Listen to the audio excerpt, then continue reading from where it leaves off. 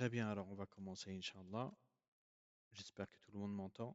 Bismillah walhamdulillah wa salatu wa salam ala rasulillahi wa ba'd.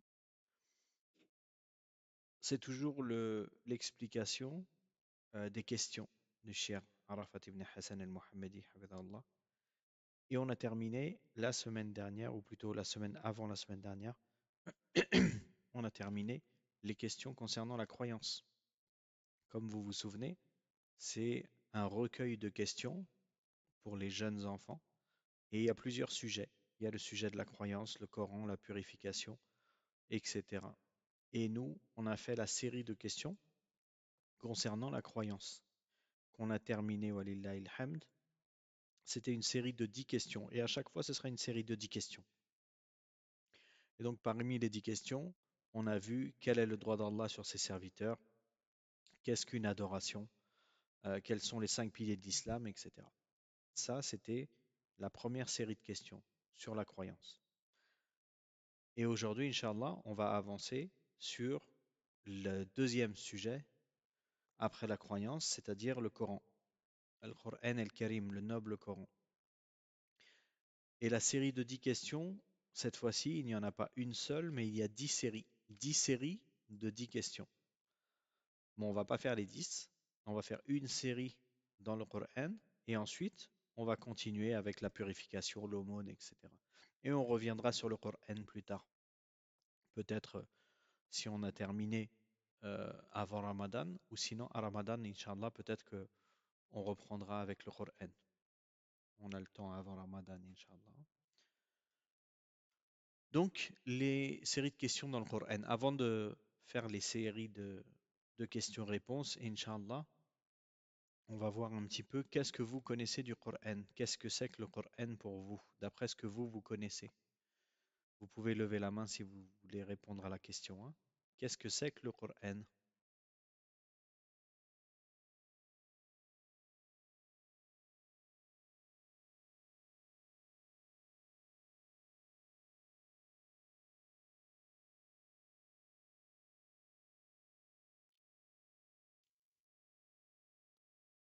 Vous m'entendez?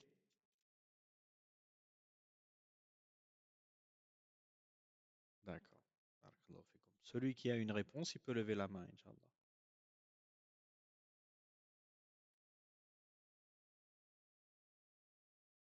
Si on vous demande qu'est-ce que le Coran, qu'est-ce que vous répondez?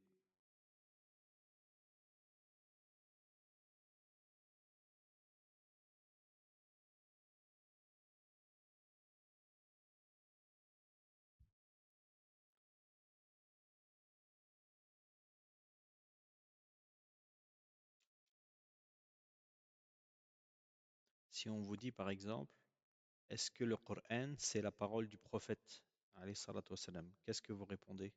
C'est vrai ou c'est faux? Oui, Imran? C'est faux. C'est pas la parole du prophète, alayhi salatu wassalam. C'est la parole de qui le Coran? Barakallahu fik. Jazakallahu khairan. Donc la parole d'Allah subhanahu wa ta'ala qui n'est pas créée, c'est la parole d'Allah. Allah, il parle et il a vraiment, réellement prononcé sa parole, le Coran. Et il s'est adressé à l'ange Jibril, alayhi salam, et il a transmis sa parole au prophète Muhammad sallallahu alayhi wa sallam. Donc, le Coran, ce n'est pas une créature comme les montagnes ou comme les êtres humains. C'est un attribut, une sifat d'Allah subhanahu wa ta'ala. Allah, il a l'attribut de la parole, et quand il parle, parmi ses paroles, il y a le Coran. Barakallahu fikum. Oui, Nuh? Wa alaykum salam wa rahmatullah. D'accord, barakallahu fik. Est-ce que les autres, vous voyez l'écran?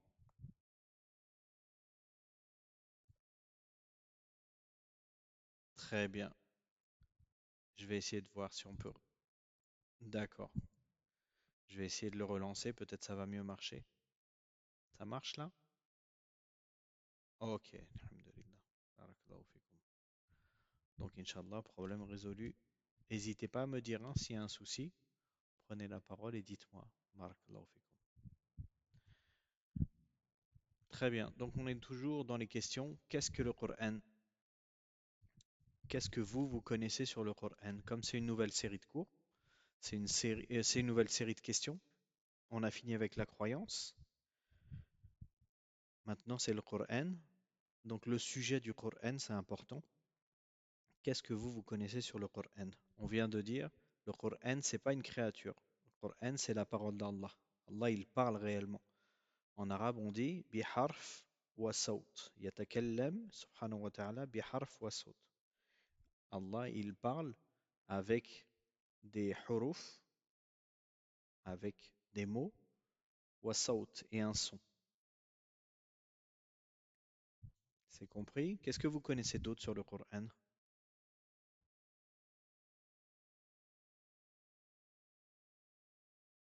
Wa alaykum salam wa rahmatullahi wa barakatuh. Wa alaykoum assalam. Il n'y a pas de souci. De toute façon, nous aussi, on a eu un souci. Moi, j'avais mon micro qui marchait pas. Barakallahu fikum. On vient de commencer de toute façon.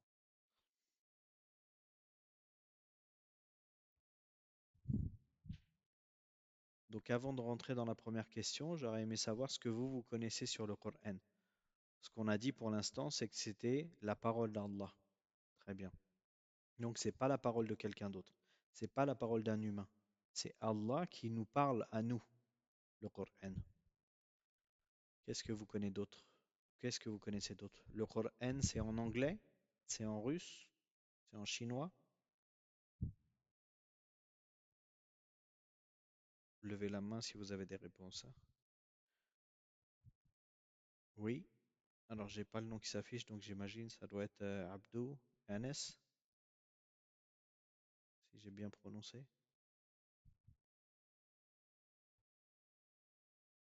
Très bien. C'est écrit en arabe. C'est-à-dire, c'est écrit en arabe. Allah, quand il parle, quand il a prononcé le Coran, il l'a prononcé en arabe. Et ensuite, ça a été écrit dans les livres en arabe. C'est ça que tu veux dire?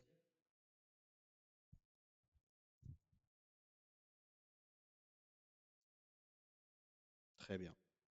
Exactement. Donc, le Coran, il est en arabe. Barakallahu fikum. Est-ce que le Coran, on peut le traduire? Qu'est-ce que vous en pensez? Traduire la parole d'Allah dans une autre langue, en français, en anglais, en espagnol. Oui, Ishaq et Abdullah.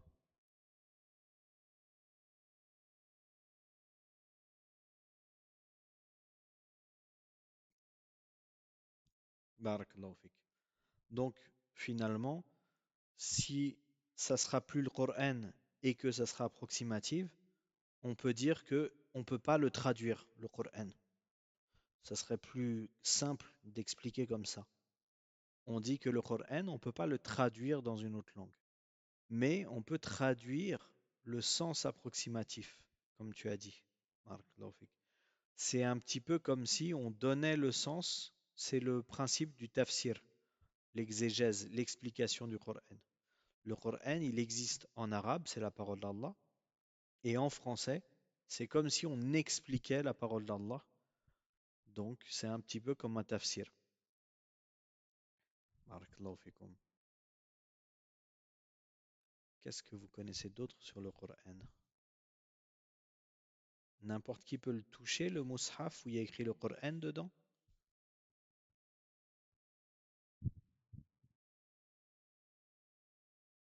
Oui. C'est Ishaq Abdullah qui ont répondu en premier, je crois.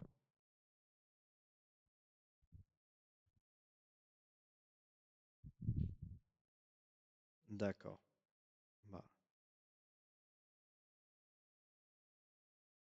d'accord. Quand tu dis ils sont pas purs, même s'ils font l'odo, ils peuvent pas toucher au Coran? Oui. Barakallahu fik. Quand ils ont l'odo, ils peuvent. Les mécréants, les koufars. D'accord. D'accord. Pourquoi ils n'ont pas le droit s'ils font l'odo? Oui. Et donc? S'ils font l'eau d'eau, ils ont l'eau d'eau après? Ils sont purifiés? Ils sont pas purifiés. Parce que c'est une purification qui n'est pas physique. C'est ça? Ils sont, ils n'ont pas la purification de l'islam. Alors, c'est pas en faisant les ablutions ou en prenant une douche ou en faisant quoi que ce soit qu'ils vont pouvoir devenir purs.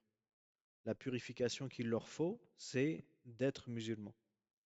Ça, c'est pour ceux qui ne sont pas musulmans. Et ensuite, le musulman, lui, il est pur dans le sens qu'on vient de dire, mais il peut perdre les ablutions et refaire les ablutions. Et ça, c'est une purification qui est physique. Donc, il se lave avec de l'eau, avec l'eau d'eau, les ablutions que vous connaissez. Et lui, donc, il peut avoir les ablutions ou ne pas avoir les ablutions. C'est compris ça, Inch'Allah? S'il y a quelque chose que vous ne comprenez pas, n'hésitez pas à lever la main. Imran, tu voulais ajouter quelque chose?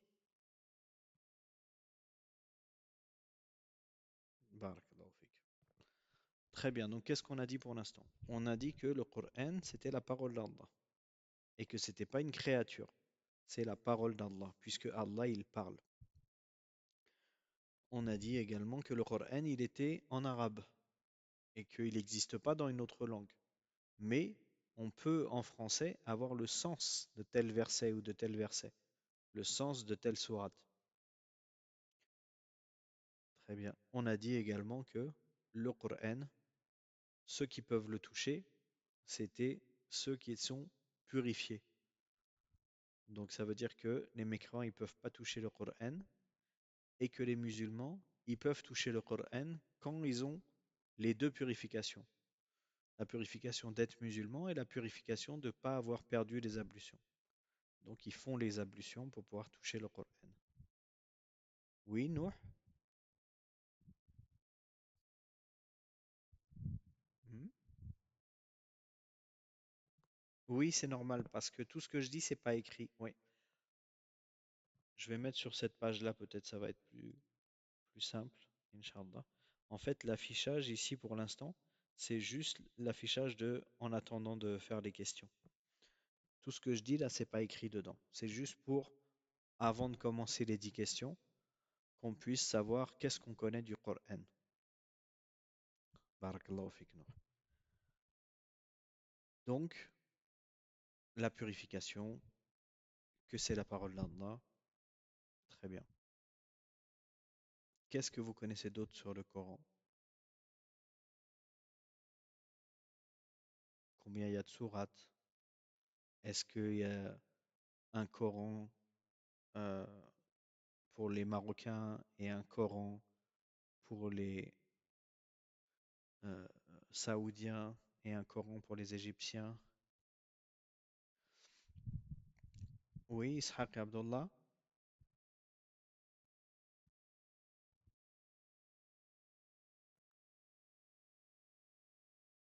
D'accord. Barakallahu fikum. Nouh, tu voulais dire quoi, toi, pareil? D'accord. Et Imran, pareil? Très bien, barakallahu fikum. Donc, il n'y a qu'un seul Coran.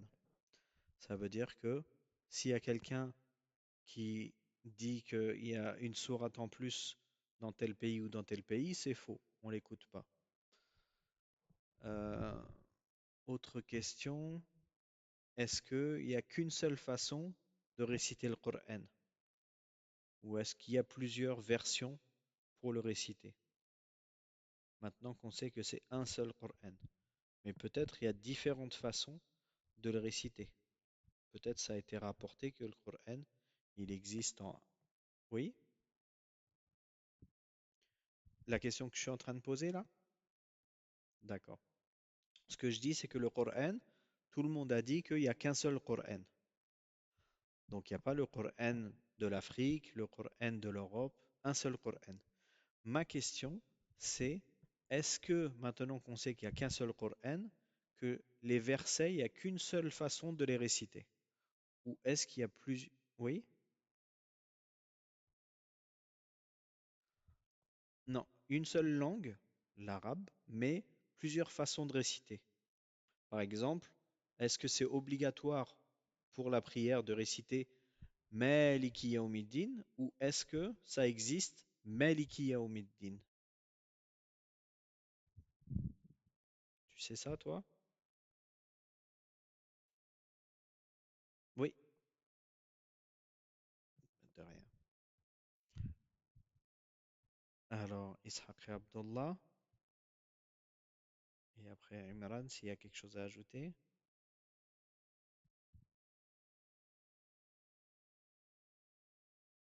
Oui,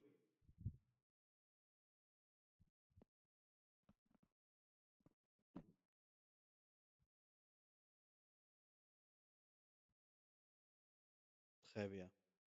Barakallahu fikum. Imran, tu voulais ajouter quelque chose à cela? Donc c'est pareil. Il y a plusieurs façons de réciter. Donc vous avez bien compris la différence, Inch'Allah. Il n'y a qu'un seul Coran, mais il y a plusieurs récitations. C'est quoi la preuve de ça? Il n'y a qu'un seul Coran, et il y a plusieurs récitations. Pourquoi on dit ça? S'il y a quelqu'un, il ne nous croit pas. Il nous dit non, c'est pas vrai ce que vous dites, il y a plusieurs Corans. Ou alors non, c'est pas vrai, il n'y a qu'une seule façon de réciter. Qu'est-ce qu'on lui répond? Parce que nous, on parle avec des preuves normalement en islam. Est-ce qu'on a des preuves?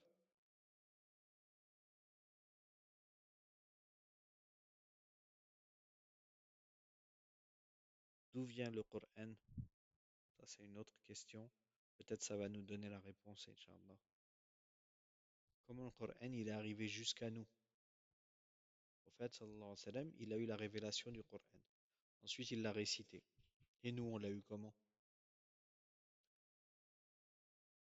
Oui, Nuh, je crois, il a répondu, il a levé la main avant. Hmm.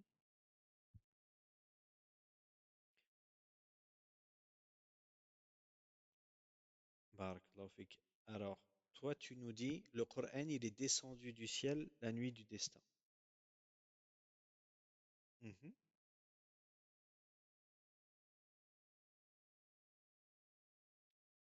Allah, il a descendu la nuit du destin. Tu as une preuve de ça? Peut-être une sourate? Sourate al-Qadr?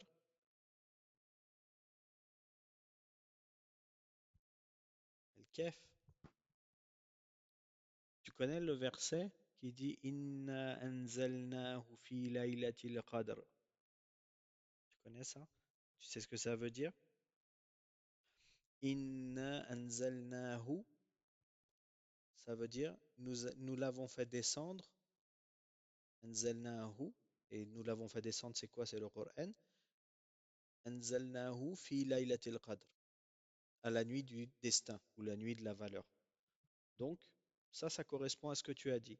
C'est une traduction d'un des versets de Surat al-Qadr, la sourate du destin. Donc Allah, il nous dit, subhanahu wa ta'ala, que le Coran, il est descendu la nuit du destin. Donc ce que tu dis, c'est vrai. Barakallahu fik. Mais il est descendu comment la nuit du destin? Ça veut dire que le prophète, sallallahu alayhi wa sallam, il a reçu la révélation du Coran en une fois, tout d'un coup, ou alors en plusieurs fois? D'accord. Alors, je vais t'expliquer, Inch'Allah, ou peut-être Ishaq et Abdullah, ils savent.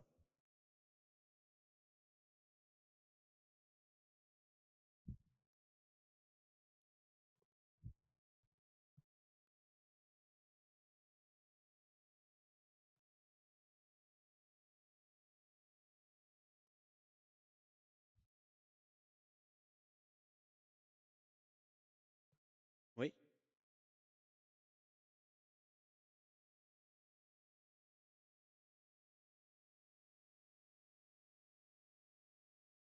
les Sahaba jusqu'à nous. Ça veut dire, nous, on a rencontré des Sahaba?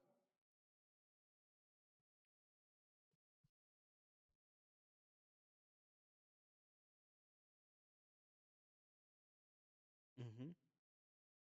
Ils l'ont appris à leurs élèves, et leurs élèves, ils sont devenus des professeurs, ils l'ont appris à leurs élèves, etc., jusqu'à nous?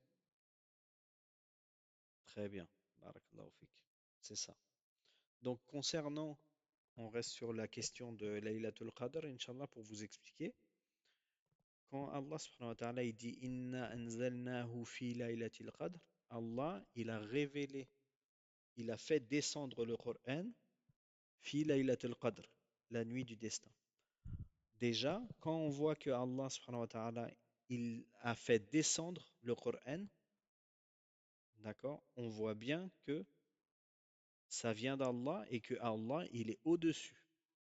Parce que le Coran il est descendu, il était auprès d'Allah, Allah il l'a prononcé, et ensuite Jibril il est descendu avec la parole d'Allah qu'Allah avait prononcée.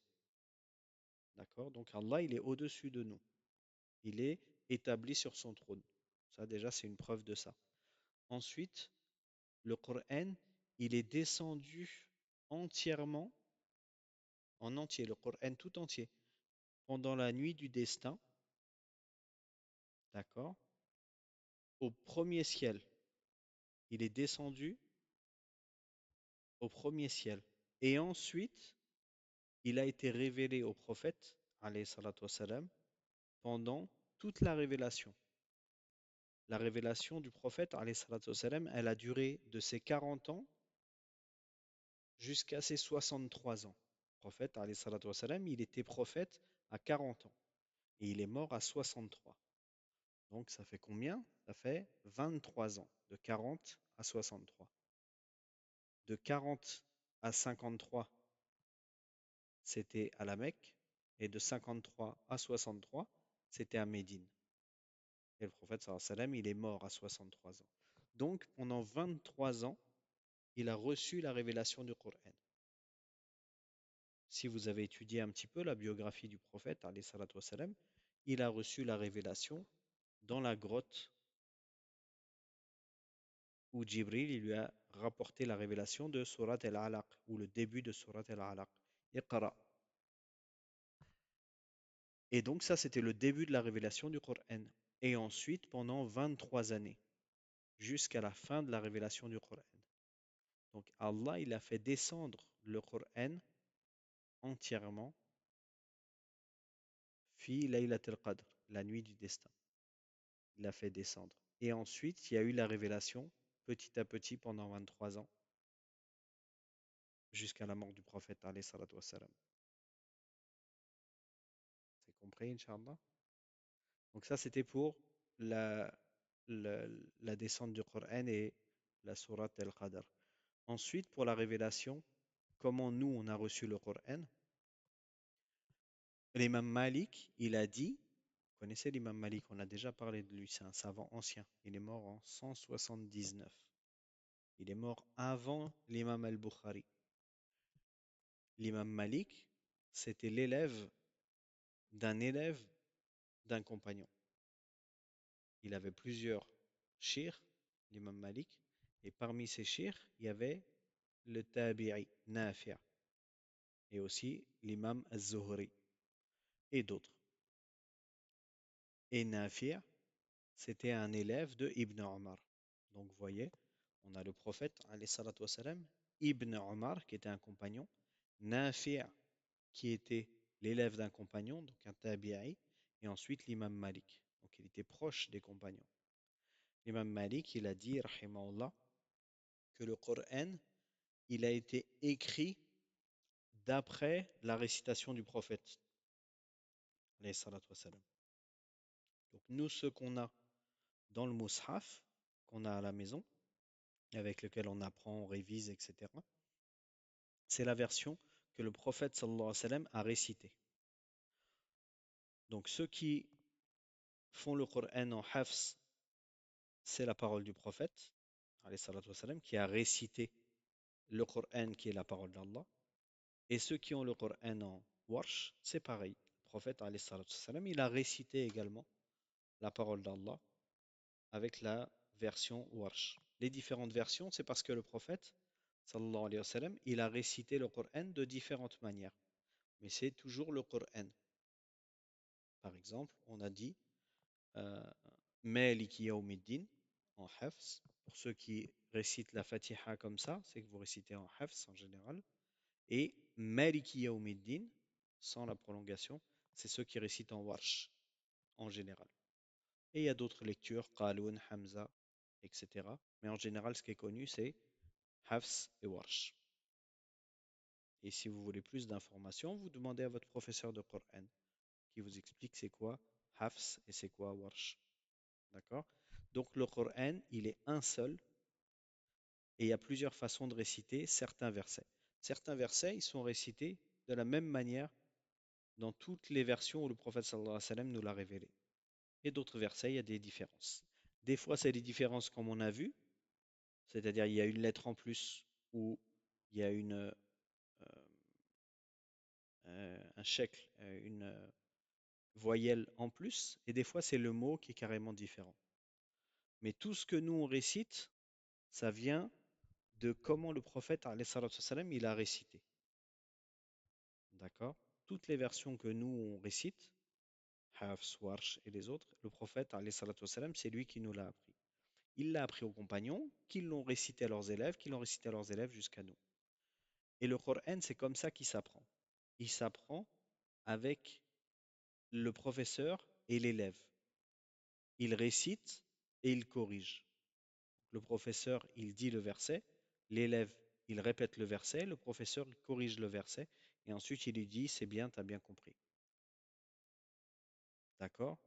Donc le Coran, c'est la parole d'Allah qui, à la base, est une transmission, ça s'apprend à l'oral. Mais pour faciliter, c'est écrit. On a des livres maintenant. Mais le plus important, c'est de le mémoriser et de bien le connaître à l'oral. D'accord? Barakallahu fikum. Très bien. On va s'arrêter là, Inch'Allah, pour qu'est-ce que vous connaissez du Coran et on va faire la première question. Et au prochain cours et à chaque début de cours, Inch'Allah, on essaiera de passer sur des choses du Coran que vous connaissez. On n'a pas encore vu, par exemple, est-ce qu'il y a des découpages dans le Coran qui nous permettent de dire ça c'est un verset, ça c'est une sourate, ça c'est un hizb, ça c'est un juz, ça c'est un rubu', ça c'est un thumun. On verra ça par exemple au prochain cours. Très bien. Donc on a dit, le Coran, il y a 10 questions et ici il y a 10 séries de 10 questions. Donc ça fait 100 questions et nous on va faire comme on a dit juste une série de 10 questions. Les questions dans la croyance, c'est beaucoup plus vaste. Comme vous avez vu, chaque cours on faisait une question. Là ici dans le Coran, on va faire plusieurs questions par cours. Sauf aujourd'hui parce qu'aujourd'hui on a fait l'introduction, c'était un petit peu long, mais les autres cours, on va faire plus de une question. D'accord? Donc, là, voilà la première question, Inch'Allah. Peut-être qu'il y en a parmi vous qui connaissent déjà la réponse. La question, c'est la suivante. Su'al al-awwal. Ma hiya a'zamu suratin fil Qur'an ma'ad dalil? Quelle est la plus grande sourate du Coran avec preuve? Est-ce qu'il y en a parmi vous qui savent? Nuh, oui?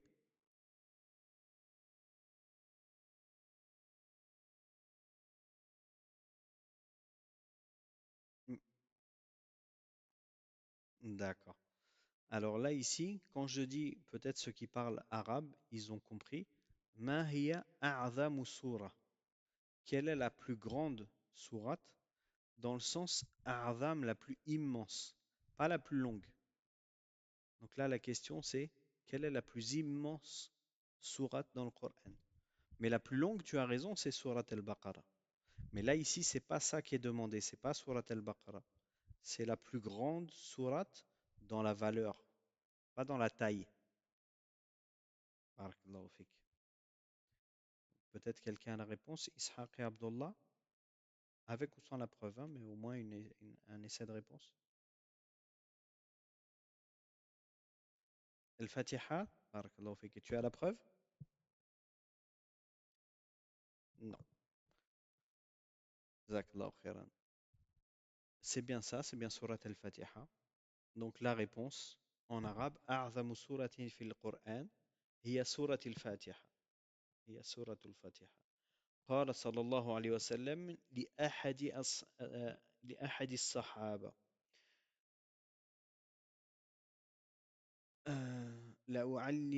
لأعلمنك سورة هي أعظم سورة في القرآن ثم قال له الحمد لله رب العالمين. هي السبع المثاني والقرآن العظيم الذي أوتيت. أخرجه البخاري. La plus grande sourate du Coran est la sourate Al-Fatiha, l'ouverture. Il a dit, alayhi salatu wassalam, à l'un de ses compagnons, je vais t'enseigner une sourate qui est la plus grande des sourates du Coran. Puis il a dit, Alhamdulillahi Rabbil Alamin, louange à Allah, Seigneur des mondes. Sourate, c'est le premier verset de Sourate Al-Fatiha. Et ensuite il a dit, sallallahu alayhi wa sallam, c'est les 7 versets répétés et le Coran immense qui m'a été donné. Et ça, c'est un hadith. Comme on a dit, si vous vous souvenez, quand on parle de dalil, quand on parle de preuve, il faut que ce soit un hadith ou un verset. Si on dit la preuve, c'est la parole de tel savant, c'est pas un dalil. Le savant, lui, il a les dalils et ensuite il donne sa parole. Mais sa parole, c'est pas un dalil, c'est pas une preuve. La preuve, on a dit, c'est Qur'an, Sunnah, al-Wahi, la révélation. Donc, si on vous demande une preuve, il faut donner une preuve du Qur'an et de la Sunnah. Si vous n'avez pas de preuve, à ce moment-là, comme on a vu, vous dites, j'ai pas la preuve, mais j'ai tel et tel avis. D'accord? Donc ici, le hadith qui est rapporté par Al-Bukhari, et on rappelle que quand on dit le hadith, il est rapporté par Al-Bukhari, ça veut dire le hadith, il est authentique. Si on dit rapporté par Al-Bukhari, ce qui est voulu, c'est rapporté par Al-Bukhari dans son livre Sahih, Sahih Al-Bukhari. Et donc le hadith, il est authentique. Parce que l'imam Al-Bukhari, il a eu plusieurs livres. Dans certains, il a rapporté des hadiths.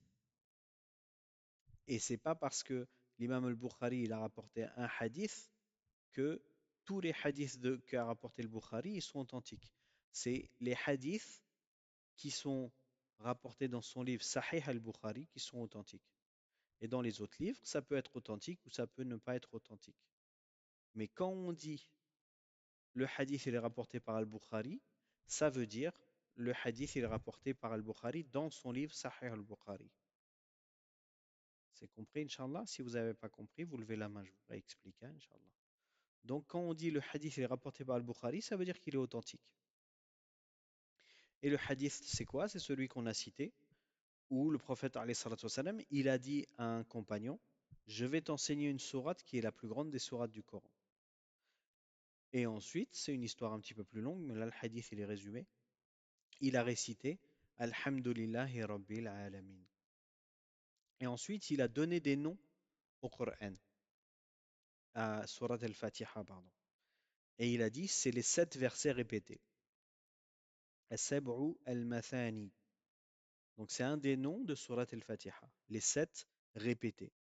Également, il a dit Wal Qur'an al-Azim et le Coran immense. Le Qur'an al-Azim, c'est un des noms de Surat al-Fatiha. Le Qur'an al-Azim, alladhi utitu. C'est le Coran immense qui m'a été donné. Donc, le prophète, alayhi salatu wassalam, il a eu la révélation du Coran. D'accord?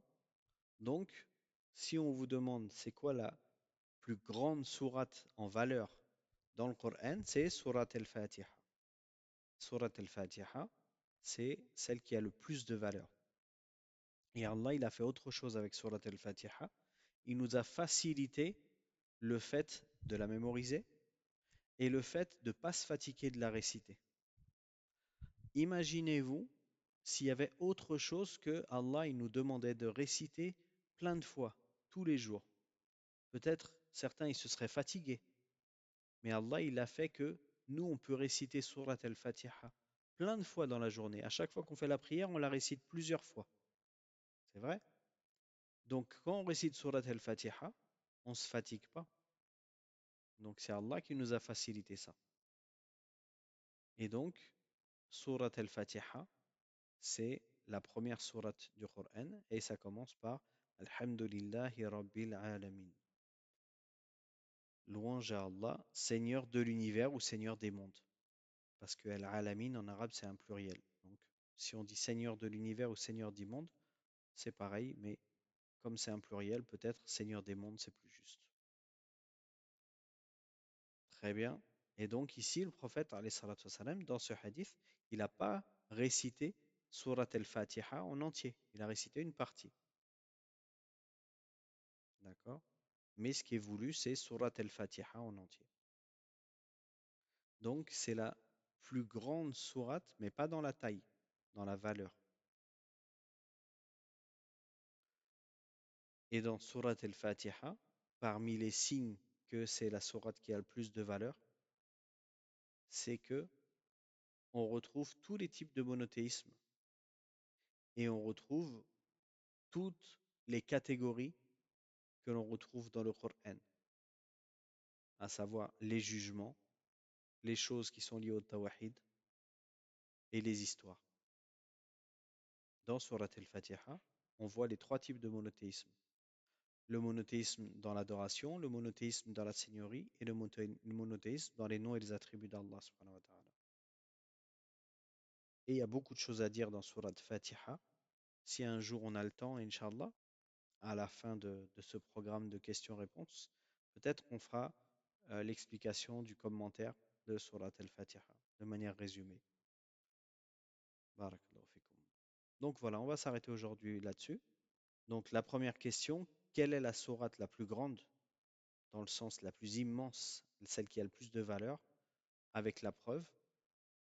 Et la réponse, c'est Surat al-Fatiha, la sourate, l'ouverture. Et la preuve, c'est que il y a un hadith rapporté par Al-Bukhari où le prophète sallallahu alayhi wa sallam, il a dit à un de ses compagnons, je vais t'enseigner une sourate qui est la plus grande des sourates du Coran. Et ensuite, il a récité Surat al-Fatiha. Et ensuite, il lui a donné le nom des 7 versets répétés. Voilà ce qu'on a vu aujourd'hui. Et au prochain cours, Inch'Allah, la semaine prochaine, bi'idhnillah, on verra la deuxième question qui est ما هي أعظم آية في القرآن مع الدليل. Quel est le plus immense verset du Coran? Là, il manque du. Le plus immense verset Coran. Il faut que je corrige d'ici la semaine prochaine, Inch'Allah. Quel est le plus immense verset du Coran avec preuve? Donc, après la plus immense sourate, le plus immense verset. On s'arrête là, Inch'Allah, et on se retrouve la semaine prochaine. Barakallahu fikum, subhanakallahumma wa bihamdik. Ashhadu an la ilaha illa anta astaghfiruka wa atubu ilayk. Assalamu alaikum wa rahmatullahi wa barakatuh.